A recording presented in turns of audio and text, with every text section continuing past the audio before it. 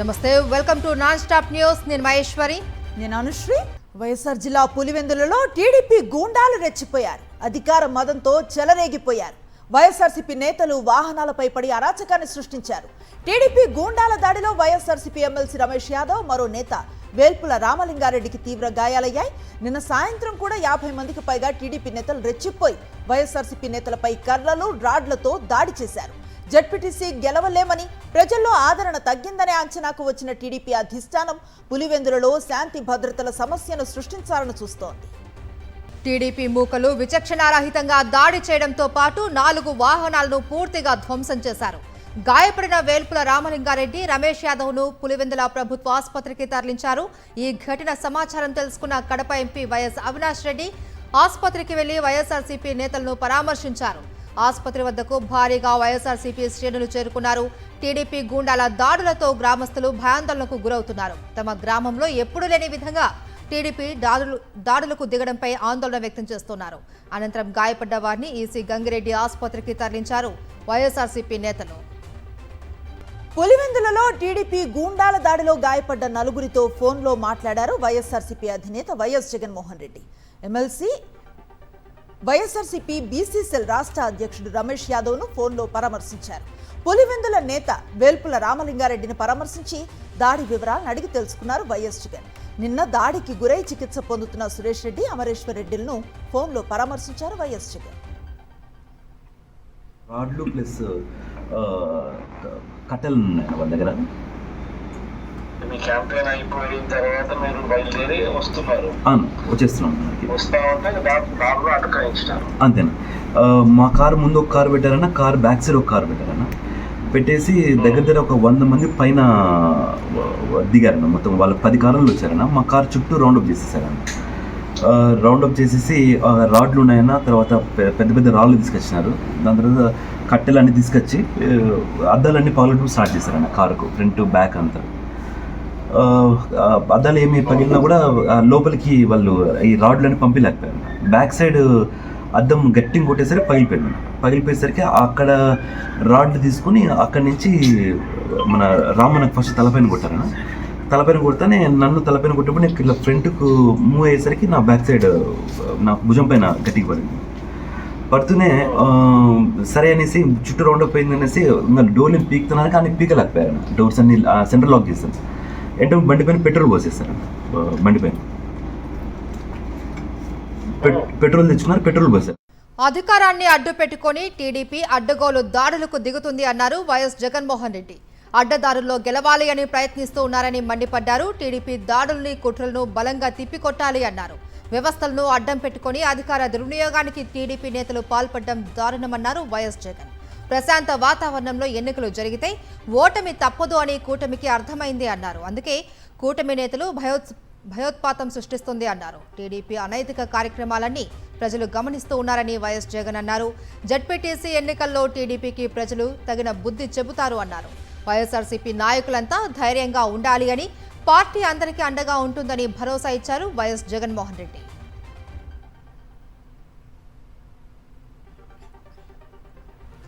పులివెందులలో TDP గూండాల దాడిపై వైఎస్ఆర్సీపీ నేతలు భగ్గుమన్నారు.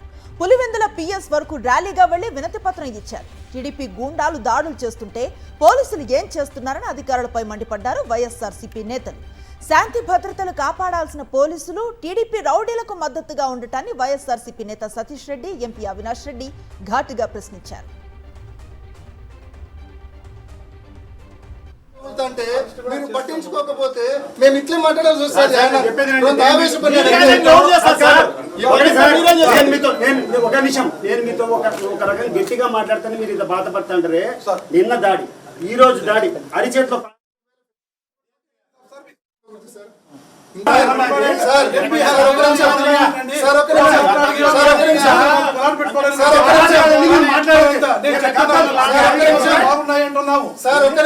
భద్రతలు ఎప్పుడు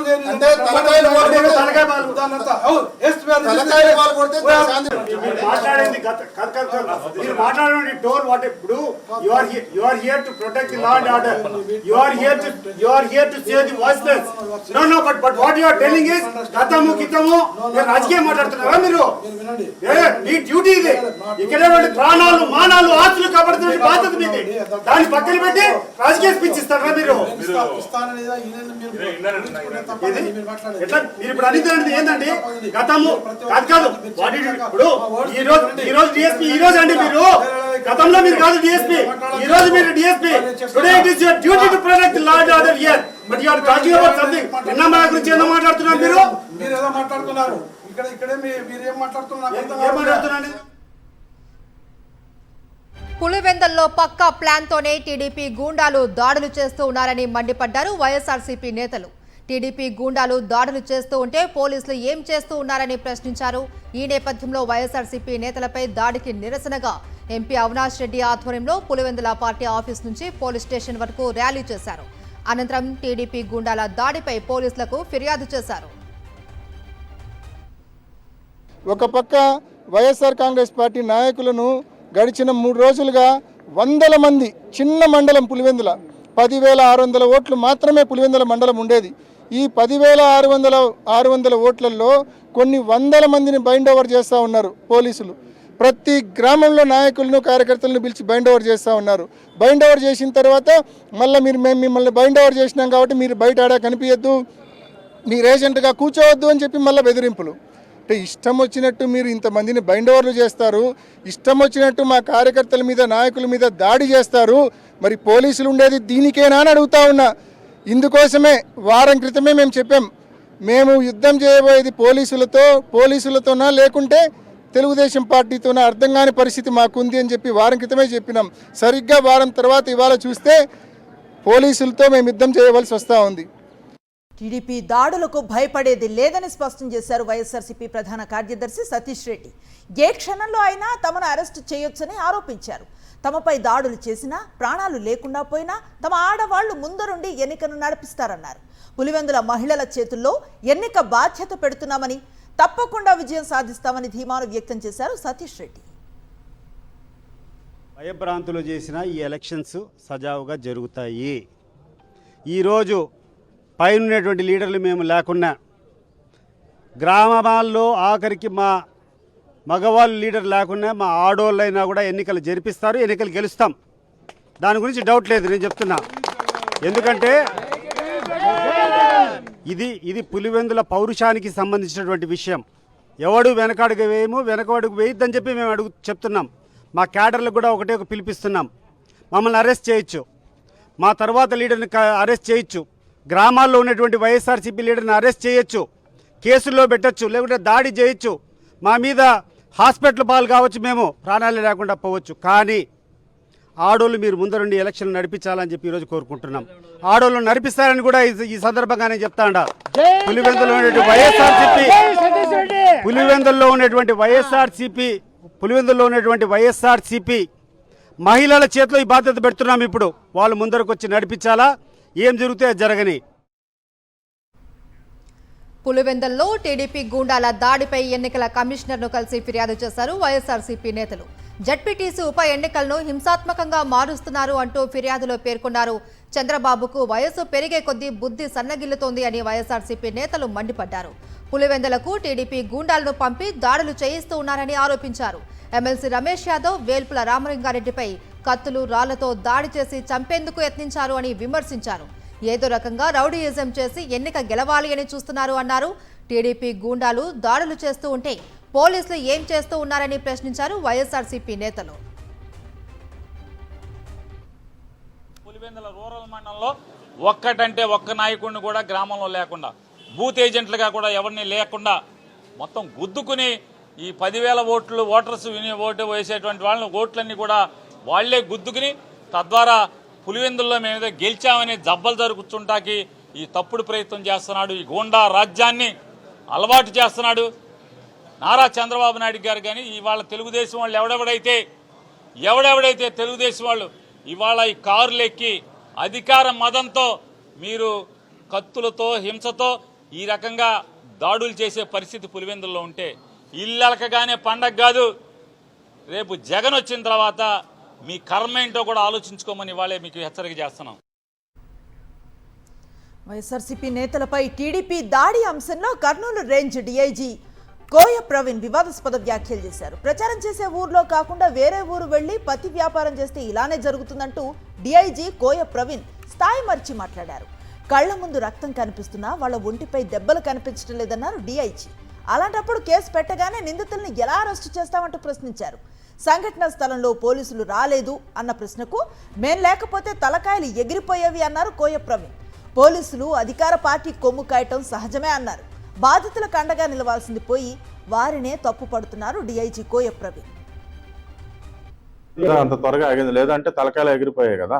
మన వాళ్ళు ఉండబట్టి వచ్చి అక్కడికి వచ్చి విడదీసి ఎవరిని తీసి హాస్పిటల్ తరలించడం చేయబట్టే కదా ఎటువంటి ఆస్తి నష్టం ప్రాణ నష్టం, ఆస్తి నష్టం లిమిటెడ్ గా జరిగింది, ప్రాణ నష్టం జరగకుండా బయటపడ్డారు. ప్రచారం చేయకుండా పక్క గ్రామంలోకి వెళ్ళి పత్తి వ్యాపారాలు చేస్తే ఇలాంటివి జరుగుతాయి, అలాంటివి చేయొద్దు. దానిపై మేము కఠినంగా వ్యవహరిస్తాం. ఈ నెల 12న జరగబోయే పులివెందుల జడ్పీటీసీ ఉప ఎన్నికల్లో వైఎస్ఆర్సీపీ అభ్యర్థిని గెలిపించాలి అని ఒంటిమిట్టలో ఆ పార్టీ శ్రేణులు విస్తృత ప్రచారం నిర్వహించారు. ఫ్యాన్ గుర్తుకు ఓటు వేయాలి అని ఓటర్లను అభ్యర్థించారు.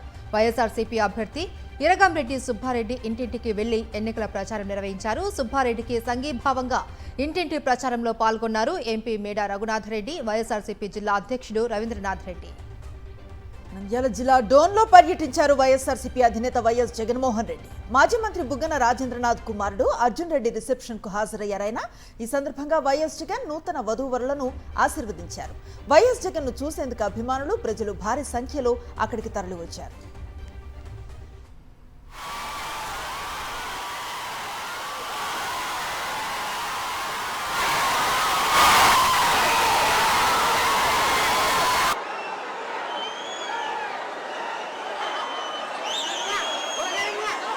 బిఆర్ నాయుడుకి, నాస్తికుడికి, క్రైస్తవుడికి తేడా తెలియదు అని మండిపడ్డారు టీటీడీ మాజీ చైర్మన్ భూమన కరుణాకర్ రెడ్డి. తొక్కిసలాట, గోవుల మరణాలపై మాట్లాడకుండా తన ఛానల్లో వైఎస్ఆర్సీపీ నాయకులపై మాత్రం విష ప్రచారం చేస్తున్నారన్నారు. బిఆర్ నాయుడు స్థాయి దఫేదార్కు ఎక్కువ అని, జూనియర్ అసిస్టెంట్కు తక్కువ అన్నారు కరుణాకర్ రెడ్డి. నాస్తికునికి క్రైస్తవునికి మధ్య కూడా తేడా తెలియనటువంటి ఏ టెక్నాలజీని అత్యద్భుతంగా వినియోగించాలనేటువంటి బిఆర్ నాయుడు గారికి శ్రీవాణి విషయంలో కావచ్చును, తొక్కిసలాటల విషయంలో కావచ్చును, లేకపోతే గోవుల విషయంలో కావచ్చును, ఎందుకు ఏ రకమైనటువంటి చర్యలు కూడా తీసుకోలేకపోతున్నారు? మీ స్థానం అక్కడ దఫేదార్కి ఎక్కువ, జూనియర్ అసిస్టెంట్కు తక్కువ అని అందరూ అనుకుంటున్నారు టీటీడీలో. మీరేమో మీ స్థానాన్ని గమనించకుండా మీరు మా మీద పడితే ఎట్లా స్వామి? నాకు అర్థం కాలా. తీవ్ర నడుము నొప్పితో బాధపడుతున్న చెవిరెడ్డి భాస్కర్ రెడ్డికి ప్రైవేట్ హాస్పిటల్లో వైద్యం పొందడానికి ఏసీబీ కోర్టు ఆదేశాలు జారీ చేసింది. విజయవాడలో ప్రైవేట్ ఆసుపత్రిలో చికిత్స పొందేందుకు అనుమతినిచ్చింది. స్విమ్స్లో 15 రోజుల చికిత్సకు అనుమతిని కోరుతూ వేసిన పిటిషన్పై విచారణ జరిపి ఆదేశాలు ఇచ్చింది కోర్టు. వారంలో 3 రోజులు ఇంటి భోజనం కల్పించాలని జైలు అధికారులకు ఆదేశాలు జారీ చేసింది. మరోసారి మెజిస్ట్రేట్ తీర్పై అసహనాన్ని వ్యక్తం చేసింది ఏపీ హైకోర్టు. మాచర్ల మాజీ municipal chairman Turaka Kishore habeas corpus పిటిషన్పై హైకోర్టులో విచారణ జరిగింది. విచారణ సందర్భంగా హైకోర్టు సంచలన వ్యాఖ్యలు చేసింది. ఈ కేసులో గ్రౌండ్ ఆఫ్ అరెస్ట్ ఎక్కడ ఉందని హైకోర్టు ప్రశ్నించింది. గ్రౌండ్ ఆఫ్ అరెస్ట్ ఓవరాల్ గా చెప్తే కుదరదని చెప్పింది.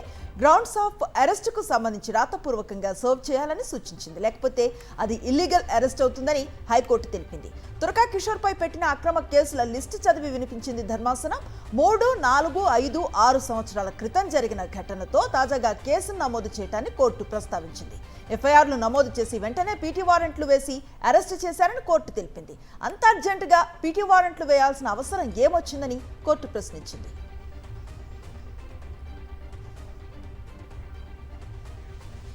జీవీఎంసీ స్టాండింగ్ కమిటీ ఎన్నికల్లో కూటమికి గట్టి షాక్ తగిలింది. వైఎస్ఆర్సీపీ కార్పొరేటర్ పద్మారెడ్డి విజయం సాధించారు. భారీగా క్రాస్ ఓటింగ్ జరిగింది. కూటమి కార్పొరేటర్లు కూడా వైఎస్ఆర్సీపీకి ఓటేశారు. దీంతో పద్మారెడ్డి 50 ఓట్లతో విజయం సాధించింది.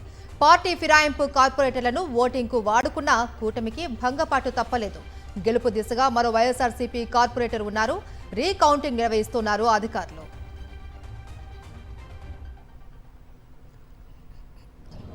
ఈరోజు ఇక్కడ కార్పొరేటర్లు ఇచ్చిన తీర్పు ఈ రాష్ట్రంలో కూటమి ప్రభుత్వంపై ఉన్న వ్యతిరేకతకి, కూటమి ప్రభుత్వం చేస్తున్న అనైతిక అప్రజాస్వామిక రాజకీయాలకి చెంపపెట్టులా ఉండే విధంగా వైఎస్ఆర్ కాంగ్రెస్ పార్టీ నుంచి కంటెస్ట్ చేసిన 10 మంది స్టాండింగ్ కమిటీ సభ్యులందరికీ కూడా ఒక్క రూపాయి కానీ ఒక బహుమతి కానీ లేకుండా ప్రజాస్వామ్యయుతంగా మేము అప్పీల్ చేస్తే ప్రతి ఒక్కరికి కూడా 1 కోటి పైన ఎక్స్ట్రా వచ్చి ఒక స్టాండింగ్ కమిటీ మెంబర్ని కూడా మేము కన్సిడర్ చేసుకోవడం జరిగింది.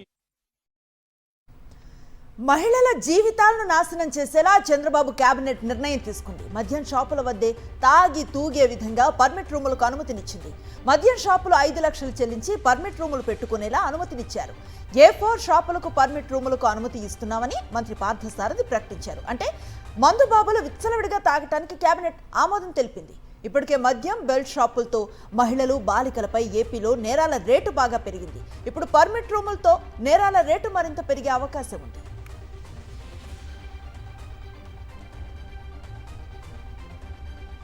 దేశంలో బీసీ రిజర్వేషన్ల సునామీ రాబోతుంది అన్నారు CM Revanth Reddy. BJP Modi BC reservation బిల్లుకు అడ్డుపడుతూ ఉన్నారని ఆరోపించారు. బీసీ రిజర్వేషన్ బిల్లు ఆమోదించకపోతే గల్లీలో తేల్చుకుంటాము అన్నారు. వచ్చే ఎన్నికల్లో బీజేపీకి 150 సీట్లు మించి రానివ్వము అన్నారు. ఎస్సీ ఎస్టీలకు సంక్షేమం రిజర్వేషన్లు ఇవ్వడం వల్లనే ఇందిరమ్మ పేదల గుండెల్లో నిలిచిపోయింది అన్నారు సీఎం రేవంత్ రెడ్డి. మార్గం ఒక్కటే, అయితే మా బిల్లులు ఆమోదించండి, మా బలైన వర్గాలకు 42% రిజర్వేషన్లు ఇవ్వండి. గద్దె మీద ఉంటే 42% ఇవ్వాల్సిందే. నువ్వు 42% ఇవ్వకపోతే గద్దె మీద నుంచి మేము దించుతాం, 42% రిజర్వేషన్ సాధించుకుంటాం. ముస్లింల రిజర్వేషన్ల కోసమే కాంగ్రెస్ ధర్నా చేస్తోందని మండిపడ్డారు కేంద్ర సహాయక మంత్రి బండి సంజయ్. బీసీలకు 42% రిజర్వేషన్లు అమలు చేస్తేనే బీజేపీ పార్టీ మద్దతు ఇస్తుందని స్పష్టం చేశారు. కానీ ముస్లిం రిజర్వేషన్లు అమలు చేయాలని కాంగ్రెస్ ప్రయత్నిస్తోందని ఆగ్రహాన్ని వ్యక్తం చేశారు. బీసీ ముసుగులో ముస్లింలకు 100% రిజర్వేషన్లు అమలు చేసేందుకు కాంగ్రెస్ కుట్రలు చేస్తోందన్నారు. ఇదంతా బీసీలు గ్రహించారని, అందుకే కాంగ్రెస్ ప్రభుత్వానికి బీసీల మద్దతు కరువైందన్నారు బండి సంజయ్. జరిగిన బహిరంగ సభలో రాహుల్ గాంధీ గారి సమక్షంలో మీరు ప్రకటించిన బీసీ డిక్లరేషన్లో 10% ముస్లింలకు ఇస్తామని చెప్పి మీరు స్పష్టం చేసినారా? ఇవాళ మీరు ఇస్తానది BC reservations. Bharatiya Janata party పూర్తిగా మీకు మద్దతు ఇవ్వడానికి సిద్ధం ఉంది. ఎప్పుడంటే పూర్తి 42% బీసీలకే ఇవ్వాల్సిన బాధ్యత మీ మీద ఉంది. కామారెడ్డిలో మీరు ఇచ్చింది బీసీ డిక్లరేషన్, ముస్లిం డిక్లరేషన్ కాదు. కానీ ఇవాళ మీరు అమలు చేయాలనుకుంటున్నది ముస్లిం డిక్లరేషన్ అమలు చేసే ప్రయత్నం చేస్తున్నారు. నిర్మాత సి కళ్యాణ్తో ఫిల్మ్ ఫెడరేషన్ ప్రతినిధులు సమావేశమయ్యారు. సినీ కార్మికుల డిమాండ్లకు సినీ పెద్దలు పరిష్కారం చూపెడతారు అని, గతంలో ఇలాంటి సమస్యలను దాసరి నారాయణరావు పరిష్కరించేవారు అని, రేపట్లోగా ఈ సమస్య పరిష్కారం అవుతుంది అని ఆశిస్తున్నాము అన్నారు C Kalyan. To be different voices. కార్మికులకి అభద్రతా భావం లేదు, ఇది లేదు, మేము అందరం బాగున్నాం. డెఫినెట్గా ఇండస్ట్రీ పెద్దలు ఉన్నారు, డెఫినెట్గా మంచిగా జరుగుతుంది. విజయవాడ పాత బస్టాండ్ ఆర్టీసీ స్థలాన్ని లులు కంపెనీకి కట్టబెట్టడాన్ని వ్యతిరేకిస్తూ పౌర వేదిక ఆర్టీసీ స్థలాల పరిరక్షణ కమిటీ ఆధ్వర్యంలో ధర్నా చేపట్టారు. కార్పొరేటర్లతో కుమ్మక్కైన చంద్రబాబు ప్రభుత్వం కోట్ల రూపాయల విలువైన స్థలాన్ని అప్పనంగా కట్టబెడుతోందన్నారు. ప్రభుత్వ భూముల పరిరక్షణ కోసం ప్రజా ఉద్యమాలను ఉధృతం చేస్తామని హెచ్చరించారు.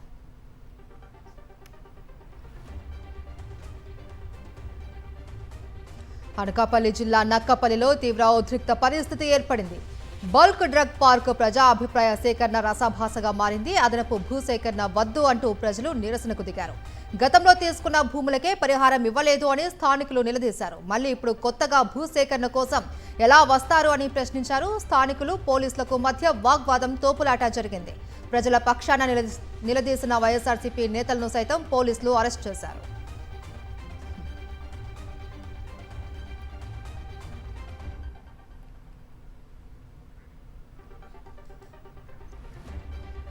విజయనగరం జిల్లా బొబ్బిలి కొట్టెక్కి పరిధిలో ఉన్న గిరిజన భూములను అక్రమంగా లాక్కుంటోంది కూటమి ప్రభుత్వం. ఆర్ఓఎఫ్ఎల్ పట్టాల భూములను ఎంఎస్ఎంఈ పార్కుల పేరుతో గిరిజనుల నుంచి స్వాధీనపరుచుకుంటున్నారు అధికారులు. దౌర్జన్యంగా భూములు లాక్కుంటున్నారని ఆవేదన వ్యక్తం చేశారు గిరిజనులు. గిరిజనులకు మద్దతుగా నిలిచారు మాజీ ఎమ్మెల్యే చిన్నప్పల నాయుడు, మాజీ డిప్యూటీ సీఎం రాజన్న దొర. గిరిజనులకు అన్యాయం జరిగితే సహించేది లేదని హెచ్చరించారు.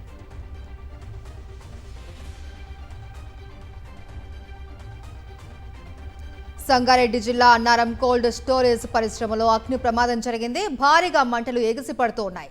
మంటల కారణంగా దట్టమైన పొగలు చుట్టుపక్కల ప్రాంతాన్ని కమ్ముకున్నాయి. సమాచారం అందుకున్న అగ్నిమాపక సిబ్బంది సంఘటనా స్థలానికి చేరుకొని మంటలు ఆర్పుతూ ఉన్నారు. ప్రమాదానికి గల కారణాలు తెలియాల్సి ఉంది.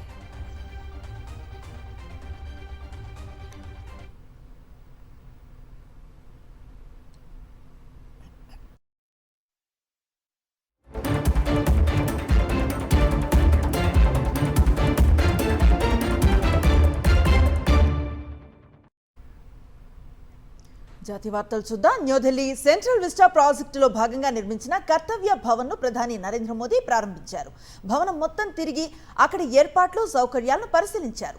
సరికొత్త ఆరంభానికి సూచికగా కర్తవ్య భవన్లో మొక్క నాటారు ప్రధాని మోదీ. అలాగే నిర్మాణ కార్మికులతోనూ ప్రత్యేకంగా ముచ్చటించారు. ట్రంప్ టారిఫ్ బెదిరింపుల వేళ ప్రధాని నరేంద్ర మోదీ కీలక నిర్ణయం తీసుకున్నారు. ఆగస్టు 31న ఆయన చైనాలో పర్యటించనున్నారు. షాంఘై సహకార సంస్థ సదస్సుకు హాజరయ్యేందుకు బీజింగ్ వెళ్లనున్నారు మోదీ. 2019 తర్వాత ప్రధాని చైనాలో పర్యటించడం ఇదే తొలిసారి.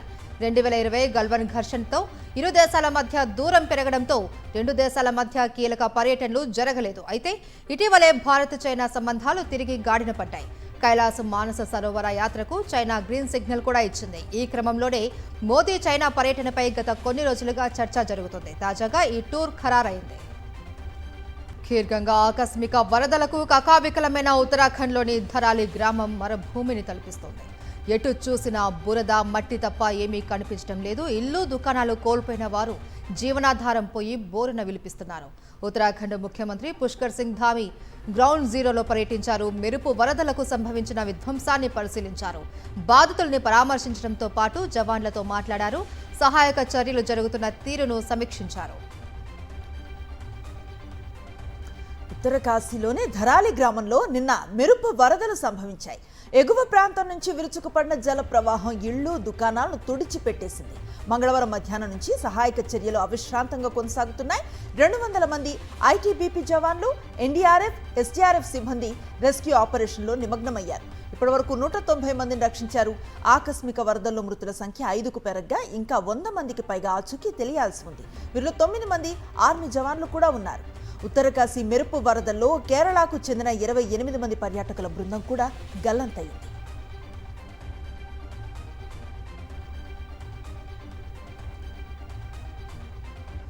హిమాలయ రాష్ట్రాలలో భారీ వర్షాలు, ఆకస్మిక వరదలు బీభత్సం సృష్టిస్తున్నాయి. హిమాచల్ ప్రదేశ్లోని కిన్నౌర్లో చిక్కుకుపోయిన కైలాస మానస సరోవర యాత్రికులను సైన్యం రక్షించింది. కుండపోత వర్షానికి కైలాస యాత్ర మార్గాన్ని ఒక్కసారి మెరుపు వరదలు ముంచెత్తాయి. దీంతో 100 మంది యాత్రికులు అక్కడ చిక్కుకుపోయారు. ఐటీబీపీ సిబ్బంది రంగంలోకి దిగి 413 మందిని కాపాడారు. సహాయక చర్యల్లో 14 ఎన్డీఆర్ఎఫ్ బృందాలు పాల్గొన్నాయి. వరదల ధాటికి ట్రెక్కింగ్ మార్గాలు ధ్వంసం కావడంతో సహాయక చర్యలకు తీవ్ర ఆటంకాలు ఎదురవుతున్నాయని అధికారులు పేర్కొన్నారు. ప్రతికూల పరిస్థితుల దృష్ట్యా కిన్నౌర్ కైలాస యాత్రను తాత్కాలికంగా నిలిపివేస్తున్నట్లు అధికారులు ప్రకటించారు. బీహార్లో భారీ వర్షాలు కురుస్తున్నాయి. దానాపూర్లో గంగానది నీటి మట్టం ప్రమాదకర స్థాయికి చేరింది. దీంతో చాలా గ్రామాలకు రవాణా వ్యవస్థ నిలిచిపోయింది. భారీ వర్షానికి తోడు నదుల్లో నీటి మట్టం పెరగడంతో పొలాల్లోకి నీరు చేరింది. లోతట్టు ప్రాంతాలన్నీ మునిగిపోయాయి. మానేర్, నకట డయారా ప్రాంతాల్లో పడవలు ఏర్పాటు చేసి ప్రజలను సురక్షిత ప్రాంతాలకు తరలించారు.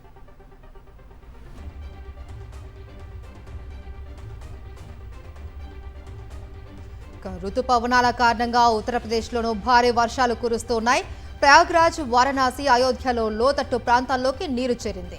సరయూ నది వరద ఉధృతికి అయోధ్య జిల్లాలోని జల్వాన్పురాతో పాటు చందోలి ప్రాంతాలలో ఇళ్లను నీరు చుట్టుముట్టింది. భారీ వర్షాల నేపథ్యంలో పలు జిల్లాలకు ఆరెంజ్ అలర్ట్ జారీ చేశారు. మురాదాబాద్లో రైల్వే ట్రాక్లపై నీరు చేరడంతో పలు రైళ్ల రాకపోకలు నిలిచిపోయాయి. ప్రయాగ్రాజ్లో సగం నది ఉగ్రరూపం దాల్చింది.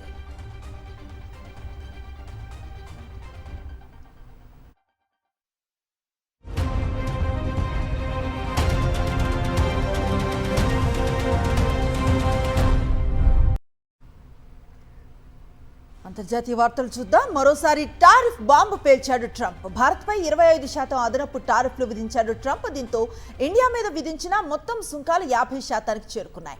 రష్యా నుంచి భారత్ ఆయిల్ కొంటుందనే అక్కస్తో ట్రంప్ భారత్పై టారిఫ్లు విధిస్తున్నారు. అయితే ఒక సార్వభౌమాధికార దేశంపై ట్రంప్ ఇష్టానుసారంగా వ్యవహరించడాన్ని రష్యా ఇప్పటికే ఖండించింది.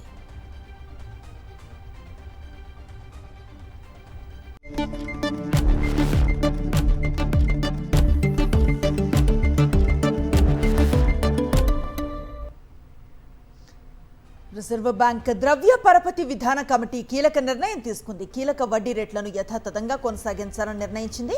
ఈ ఏడాది ఇప్పటికే 3 సార్లు వడ్డీ రేట్లు తగ్గించిన ఆర్బీఐ ఈసారి ఆచితూచి వ్యవహరించింది. ట్రంప్ టారిఫ్లు, అంతర్జాతీయ ఆర్థిక అనిశ్చితి తదితర అంశాలను పరిగణలోకి తీసుకుని రెపో రేట్లో ఎలాంటి మార్పులు చేయలేదు. దీంతో రెపో రేటు 5.5%గానే కొనసాగనుంది. దేశీయ స్టాక్ మార్కెట్ సూచీలు వరుసగా రెండో రోజు నష్టాల్లో ముగిశాయి. సెన్సెక్స్ 166, నిఫ్టీ 75 పాయింట్ల నష్టాలతో ముగిశాయి. డాలర్తో రూపాయి మారకం విలువ $87.73గా ఉంది.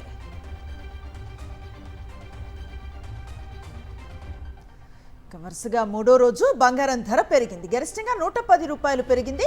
హైదరాబాద్, విజయవాడ, గుంటూరు, బెంగళూరు, ముంబైల్లో 10 గ్రాముల 22 క్యారెట్ల $100 పెరిగి 93,800 కాగా 24 క్యారెట్లు $110 పెరిగి 1,02,330గా ఉంది. దేశ రాజధాని ఢిల్లీలో 22 క్యారెట్ల $93,950గా ఉంటే 24 క్యారెట్ల బంగారం $102,480గా ఉంది. వెండి $1,000 పెరిగి కిలో $126,000కు చేరుకుంది.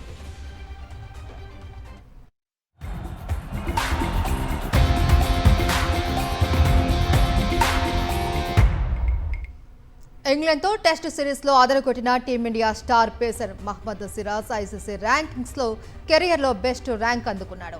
12 స్థానాలు ఎగబాకి కెరియర్లో తొలిసారి టాప్ 15లో నిలిచాడు. దీంతో సిరాజ్ 674 రేటింగ్ పాయింట్లతో 15వ స్థానానికి చేరాడు. టీమిండియా మరో పేసర్ ప్రసిద్ధ్ కృష్ణ 25 స్థానాలు ఎగబాకి 59వ ర్యాంకులో నిలిచాడు. ఆఫ్ఘనిస్తాన్ స్పిన్నర్ రషీద్ ఖాన్ సరికొత్త రికార్డును సృష్టించాడు. టీ20 క్రికెట్లో 650 వికెట్లు తీసిన తొలి బౌలర్గా రికార్డులకెక్కాడు. ఇంగ్లాండ్ వేదికగా జరుగుతున్న ది 100 లీగ్ ఆరంభ మ్యాచ్లో ఈ ఘనతను సాధించాడు.